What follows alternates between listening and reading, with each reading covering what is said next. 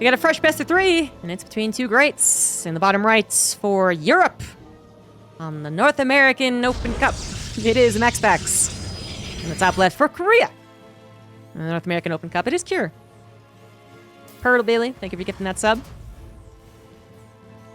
So yeah, we got ourselves a little Europe versus Korea. Hey. Getting tons of support. Wow, thank you guys very much. 47 is with a gifted sub, and Diggle Duggle right behind him with 2 gifted subs. Hot damn. They do say North Americans are more generous.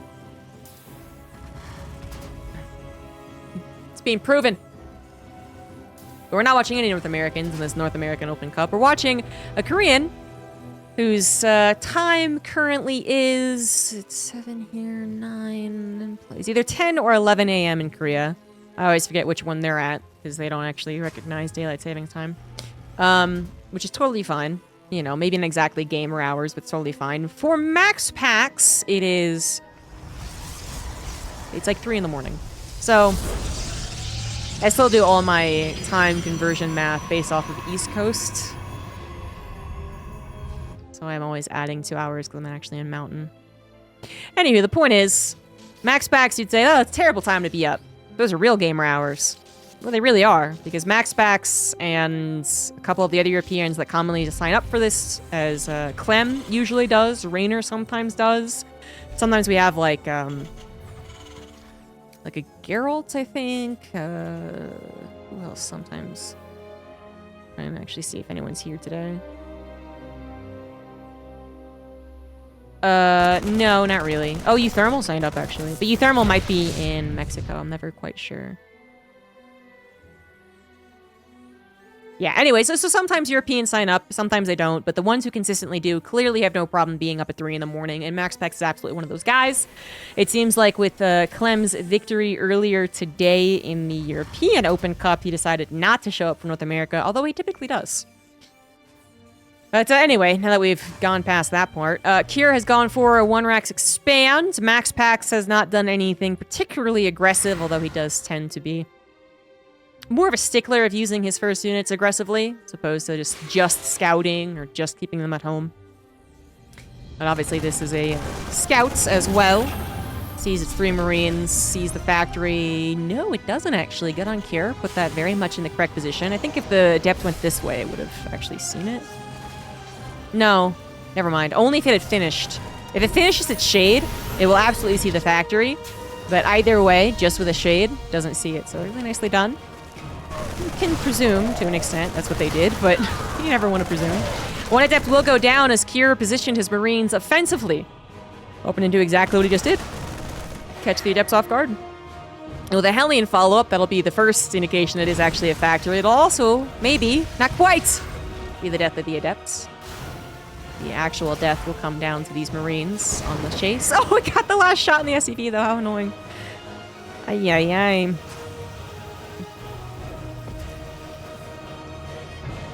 You're pretty quick to still build as a Supply Depot, though, but oh my goodness. Speaking of being annoying, Protoss fashion, Dark Shrine is on the way. MaxPax is not a surprise to anyone at this point in time. He plays a decent amount of Koreans in all the online tournaments that happen. But as far as the super consistent battles, that pretty much belongs to the European region. Clem faces MaxPax a jillion times every month, and so is usually a little more wary of the possibility of a DT build. MaxPax does this build once every 20, 30 TVPs, maybe more actually. It happens, but not so commonly as it once did. What I'm trying to say is I'm not sure Kira is going to be totally on guard against it. You might have to be reminded that this is a thing that Protoss can do. The good news is, with a drop heading towards the main, this won't do much damage. Oh, kill a Stalker, that's nice. But it will scout the Dark Shrine, and that's really, I think, the most important thing.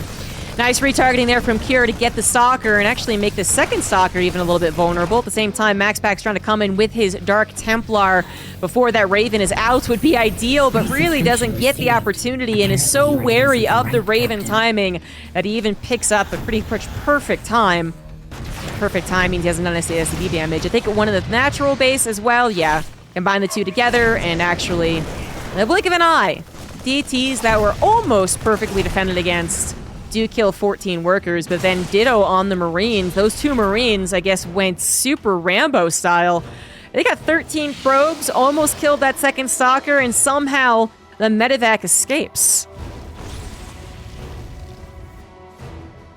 Worst thing about this, I would say, is that MaxPax has yet to start a 3rd Nexus. He's up by 6 workers, which is almost enough to make up for the 2 mules that are being dropped. But I think what really is a kick in the nuts is that the 3rd Nexus isn't already on the way. Maybe that's not what MaxPax was going to afford anyway, but it's not building.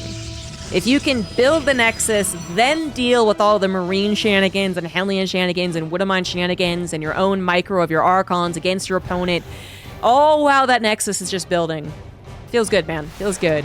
But if after only all the hubbub do you go, oh, crap, I need a Nexus.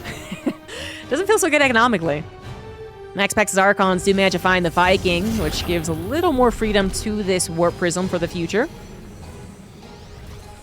Kier should be still happy enough with how he handled this game. But honestly, if it wasn't for his Marines being superheroes, they could be very, very disappointed.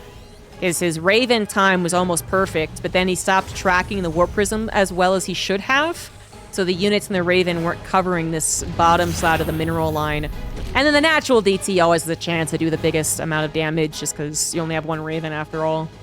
But, 14 SCV as opposed to 7 does kind of sting. Just stings less when you did the same damage to your opponent. Archon's now trying to do some serious damage. That was a very good split there from Kier to negate the splash on his bio, but it was such a limited amount of units that it was concerning. Liberator was given chase to a Warp Prism. That was never a very good idea, but especially when Stalkers were on the hunt. Blink has been done. Charge started up. Colossus on the way. 3rd Nexus finally getting some probes on it as well.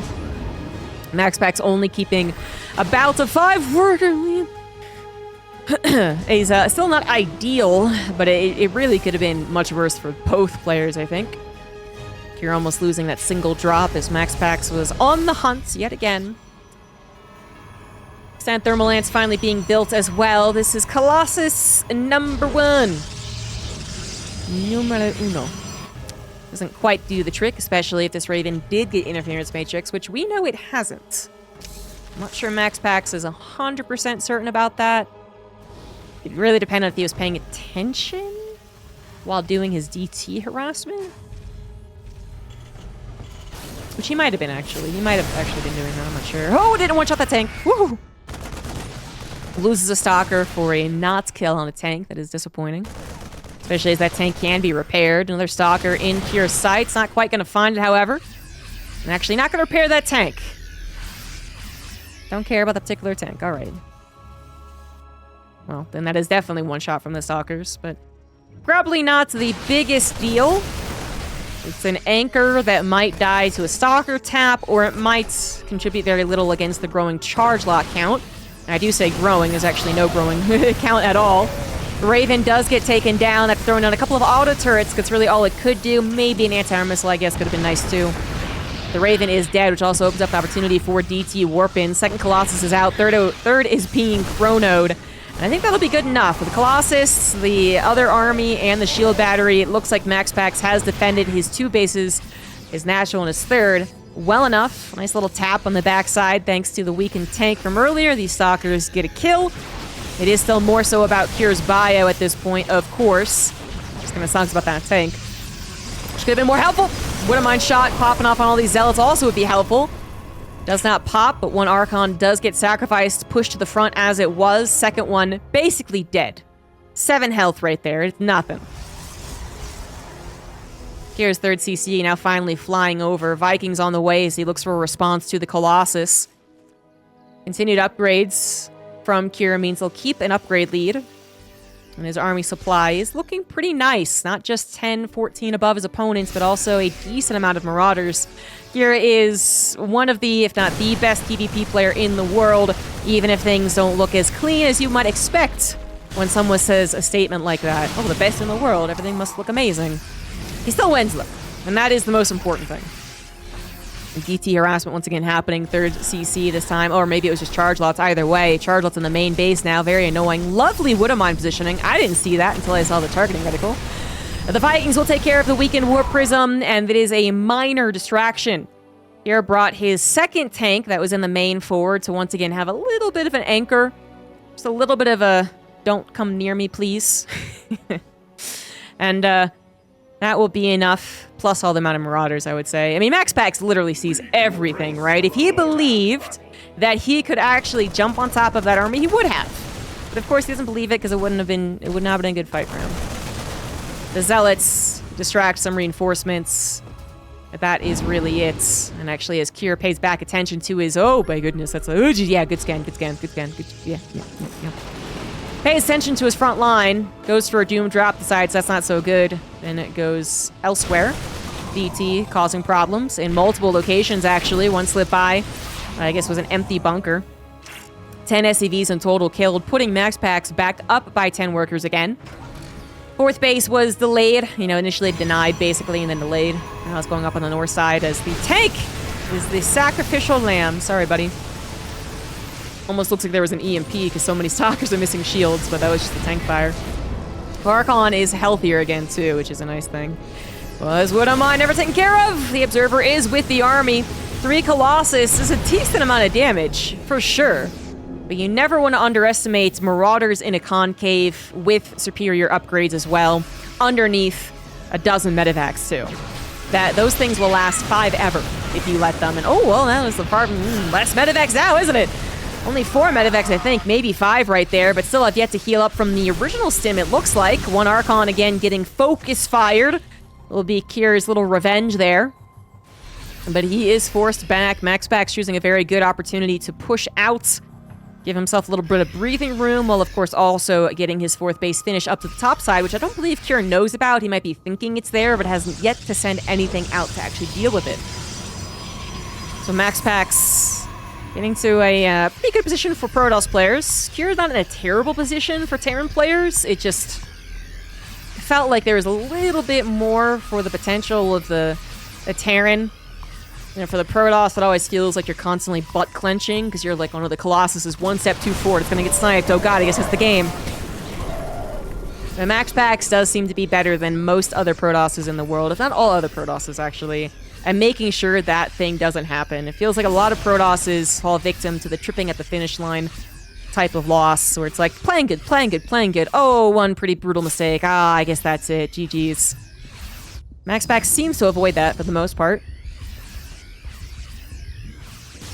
The Cure is no slouch in the late game TVP. In fact, that's where I was first impressed by Cure, actually. Thinking way back in the day, back during some of the Red Bull Battlegrounds. I remember being very impressed because he was in a 20-minute TVP. Oh, hold that thought, actually. Oh my god, that was actually a move command right there from MaxPax. What did I just give you credit for? Well, that's a caster curse if I've ever seen one. Oops. Sorry, MaxPax fans, that's on me, obviously. That's my bad. Wow, that could not have been better timed. Because that was actually almost impossible to expect. MaxPax move commanding? Not that attack commanding would have been that much better, because he just clearly wasn't paying attention to his army, but ugh. Alright, so bit of a disappointing ending to the first game. The top left, it is MaxPax. Bottom right, it is Kier. Did I learn Spanish? No. I've actually never taken a lesson in Spanish in my life. I've taken French lessons. That's what I chose to learn in high school and college. I took Korean lessons. I even took German lessons, actually. And I went to Leipzig, I think. I did 5 German sessions or something. But never Spanish, which would actually be the most useful in my locale, but I'll get around to it. I never wanted to learn Spanish because I can never roll my R's. And supposedly you could be taught, but I have my doubts. I really can't roll my R's. I also can't really do a common, like, singing practice where it's not the horse sound. It's not like a, it's like a, it's the, I can't do it, obviously. I have to, like, literally, like, contort my face to even try. Yeah, see, I can't do it. Anyway. I still gave singing a go, because it helped me control my voice, but Spanish, the whole rolling R's thing is, it's always scared me. Plus, I think the French teacher in my high school was way cooler than the Spanish teacher, but... There was, like, a older woman who now owned a farm, but when she was in her 20s, she went backpacking through Europe. That's a much cooler story than whatever story the Spanish teacher had. Just throwing it out there. Anyway, enough about me. More about the players. MaxPax, I could not have cursed him more. I don't even know if being at his house and unplugging his computer would have been as devastating. Because then at least he could have just been like, what the hell, man? But that game, that was actually all on him. You can call it a caster curse if you really want to. If you want to just blame anyone but MaxPax, that's fine. But yeah, that was his. That was his bad. And that was a very good example of what I was saying he doesn't often do. But a lot of Protosses do seem to have a problem with more than any other race. I mean, I know there's a constant debate amongst the community as to whether all the good Protosses have left, or Protosses have played the correct way, or Protoss is underpowered, and I don't really want to get into it, but I will say that in my 14 years of watching this, it does seem like Protoss has always been the race that is most vulnerable to making a large mistake that ends the game pretty abruptly. So, that was a great example. They got a little adept harassment, but Cure actually went for a bunker. He did not grab a marine reactor. That's what he did last game, right? To have 3 marines, which is a magic number for 1 adept. Obviously, you need a little bit more if it's 2 adepts. He did go Reaper Marine, I believe, then Reactor. Factory, once again, tucked as far away as possible, but the Hellion helping out in exactly the same fashion. Killed the 1 adept, could not quite get the second one. And the second one actually far healthier this game. Managed to even slip into the main base, so not only could it have slipped in behind the SCV line of the natural and actually done damage as opposed to last game, this one gets in the main. Kills 2 SCVs, won't get a third, but also got a scout. And a really nice scout, actually. You always want a scout, even if you figure it's more likely to be X versus Y. But to literally scout that this is a 1-1 into 3-1, let's call it, there's no starport, that's pretty freaking good. Because the general expectation is that a starport is done, medevac is on the way, MaxPax leaves some units back at home to deflect any type of Wood of Mine drop that might be coming his way. And now with that scout, he knows that there's literally no harassment on his side of the map. And of course, MaxPax went for Twilight Council and is going into a 4-gate. He doesn't do this a lot against Clem anymore. He goes usually for the 3-gate instead. But he does seem to be bringing the 4-gate back as a bread and butter build. And I think he does it still a lot against the non-Clems of the world. I don't think there's really any doubt about it. MaxPax is literally the best 4-gate player in the world.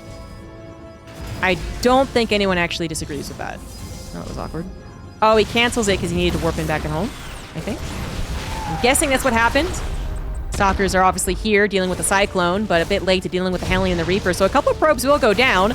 Also a distraction, which does cause MaxPax to maybe make a wrong move. It's getting really... Okay, he's going to lose... No, 1 Stalker. 1 Stalker. Almost saved everything. Didn't quite... And, well, 2 Stalkers in general went down. 1 on the defensive, I believe. Stalkers are weakened, but it's very dangerous for a Terran player to move out. Sans medevac, sans combat shields. And Thon's critical math here. That is a lot of Marauders, though. It's a damn decent number of Marauders. And that is the benefit, obviously, of grabbing those barracks a bit faster, is that you do have a decent number of bio units but you also don't have any tanks, and you don't have any medevacs, so it is a, you know, there's some positives, some negatives about it.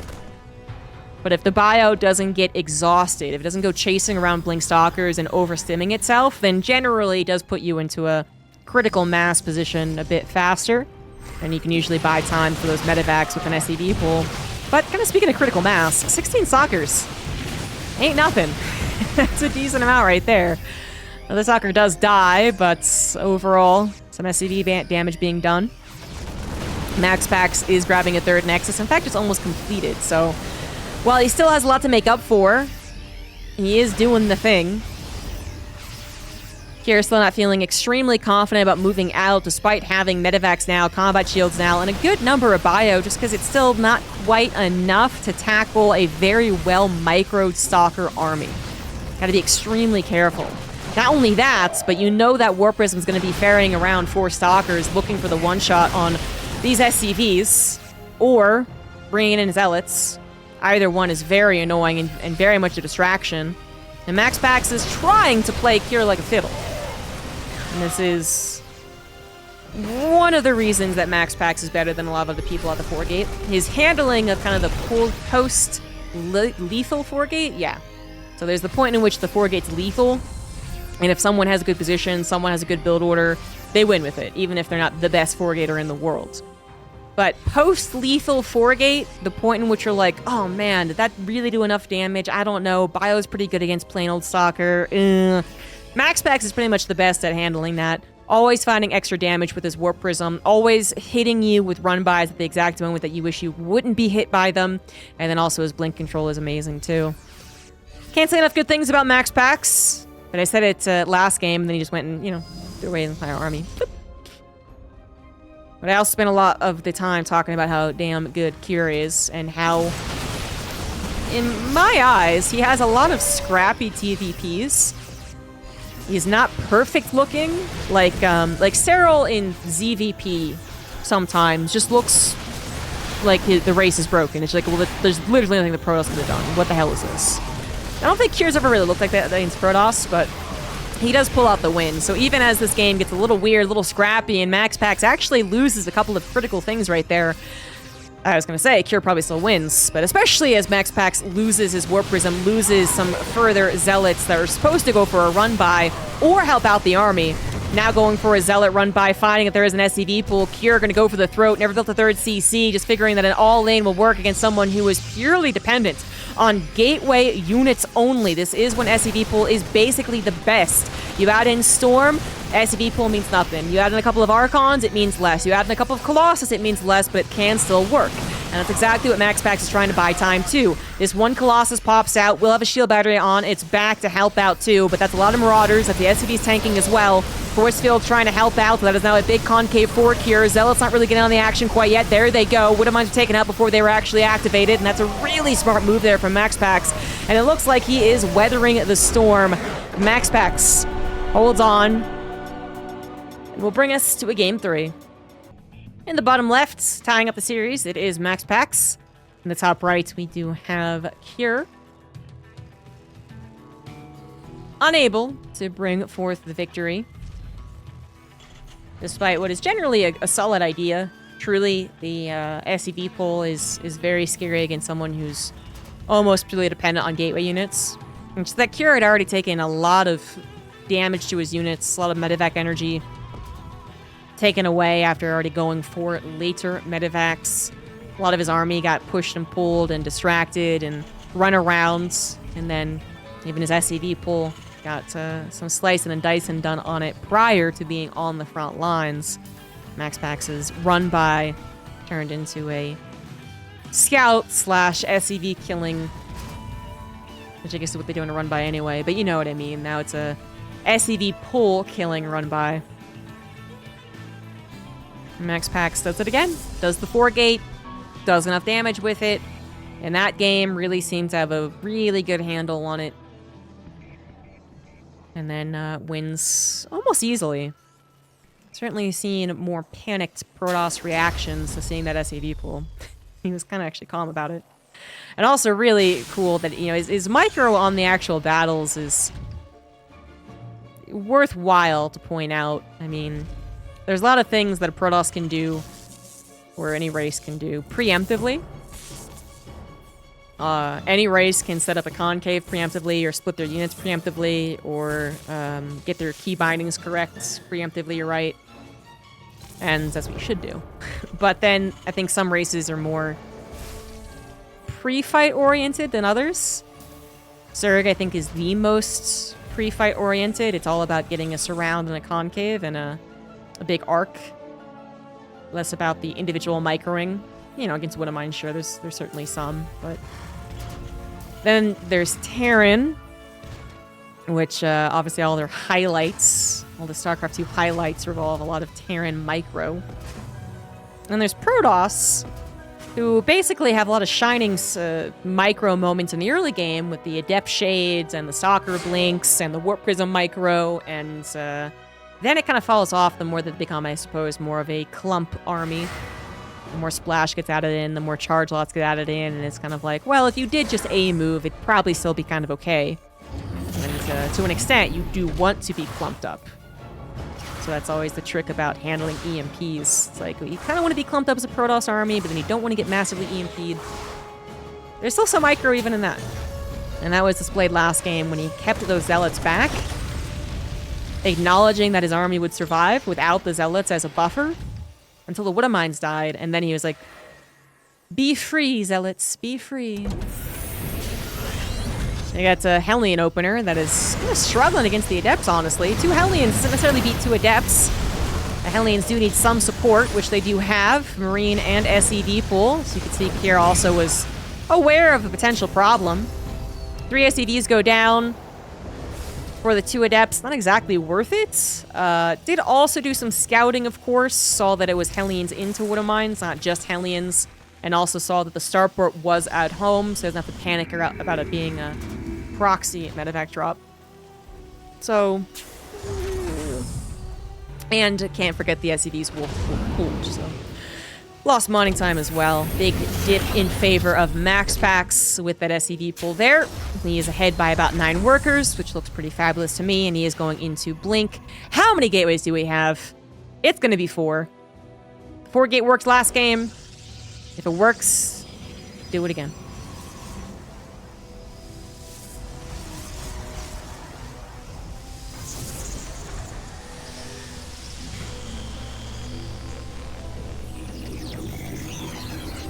This is a quad Widowmine drop, guys. Sounds really scary until the probes are calmly pulled away. Blink is done, and then the Blink micro happens, which is exactly what's going down here. Exactly, even the aggressive Blink forward into the medevac once he realized it was only 1 Widowmine to dodge away from. Excellent stuff. 3 out of 4 Widowmines killed, and the medevac severely injured. Easy peasy handling. And still times the 4 gate rather well with the handling of the drop, too. So the Warp Prism is arriving on the front as the Stalkers run to the front, as the Warp-In happens on the front, and now he can collect all of the Stalkers and go for the throat.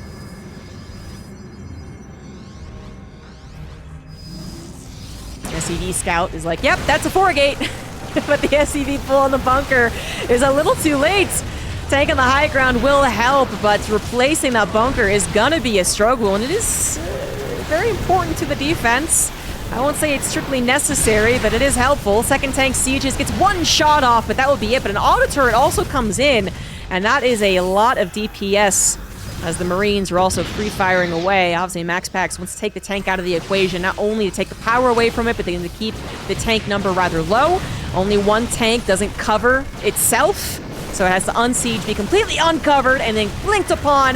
Nice micro with the Warp Prism as well. Second tank in the regular mode is still feisty DPS, but you really want to have tanks covering each other. You want to have a bunker that's going to be able to help out too. And you want to not take 18 SCDs worth of damage. That would be ideal, wouldn't it? At this point, I think Kier has taken too much damage to truly recover in this game, but he's not going to tap out quite yet, not until he really is dead. More Warp Prism micro to come in as the auto turret is helpful. It's extremely helpful, but that is the last auto turret as the Raven was destroyed, all the tanks are destroyed, and the Marines have limited usage against Stalkers as they are outranged by them.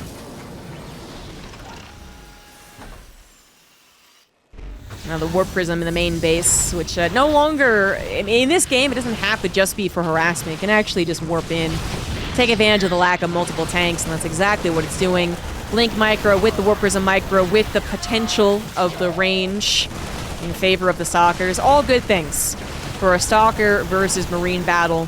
SCV is once again having to be pulled. It's a terrible sign. Here does not have enough workers to really be doing this. Yes, MaxPax did delay his Nexus, I think, a little bit more than last game. He does not have that many probes, and a lot of these Stalkers are very injured. Oh, that tank was actually damn good. Those last 2 shots from the tank killed so many Stalkers. But regardless, MaxPax has a lot more room to recover in this game. At the very least, if even he wasn't up by 11 workers at this point, he would be up against a completely techless Terran. Stim was canceled, Tech Lab still not rebuilt, nowhere near combat shields. Medivacs wouldn't really be worth getting at this point, it feels like. And so while Kira might have a, let's call it, stable economy, and it's enough to cover his bases, kind of, he's not in a good position at all. He's got the SCV pool and all in, actually, with stimless Marines, and it's going to look very, very sad.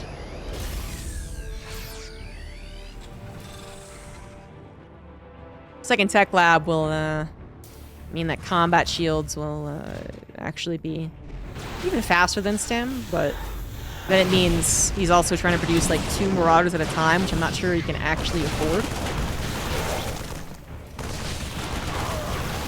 This is usually what you want in versus Protoss, but if you're thinking purely on what's the most economical way to bolster your army counts, it's Marines.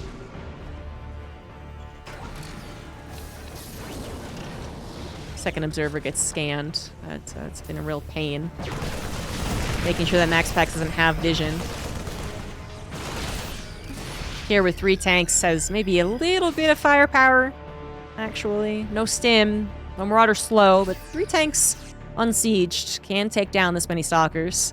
Of course, this isn't the only army being built up. More Stalkers at home, War Prism recalled, Zealots being built, Immortal pops out too.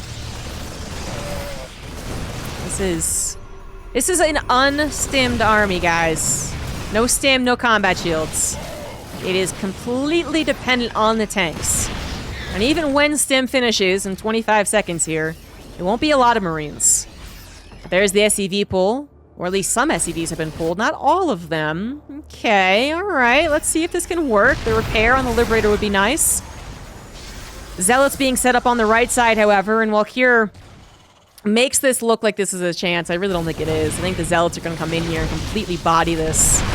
Oh, well, it's actually a little bit more awkward than that, honestly. This is actually really awkward. Hold on. Okay, Zealots, thank you. Come on in, baby. Those Zealots dealt with the reinforcements before they dealt with the tanks, which meant that the front line of the army actually got a less than ideal engagement, but it doesn't matter. Numbers win out. MaxPax way too far ahead, and that will be a 2-1 in favor of the European Protoss.